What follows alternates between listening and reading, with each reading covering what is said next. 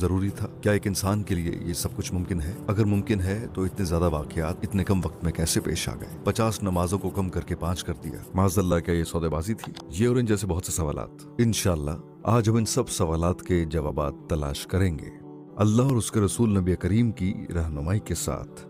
क्या आप मेराज के राजों और कायनात की वुस्सतों के सफर पर निकलने के लिए तैयार हैं? तो शुरू करते हैं। हम मेराज को यूं समझ सकते हैं, तसव्वुर करें कि एक बादशाह है जो एक मुल्क पर हुक्मरानी कर रहा है। जाहिर है वो मुल्क की फौज का सिपहसालार भी है। मान लीजिए कि वो बादशाह एक सिपाही को कोई खास जिम्मेदारी सौंपता है, लेकिन ये कोई आम काम नहीं। ये काम पूरे मुल्क और उसके फौजी निजाम से जुड़ा हुआ है। तो अब उसे क्या करना चाहिए? सबसे पहले वो उस सिपाही को निचली सतह से तरबियत देगा, फिर वो उसे फौज के तमाम शोबों से गुजारेगा और उसके निजाम को समझाएगा, हत्ता कि जनरल स्टाफ तक ले जाएगा। क्यों? क्योंकि उसका काम इन सब से मुतालिक है, लिहाजा उस सिपाही को हर तरह की फौजी सरगर्मियां देखनी होंगी। उसके बाद क्या होगा? बादशाह उसे बुलाएगा और उसे उसकी जिम्मेदारी सौंपेगा। इसी तरह बादशाह उसकी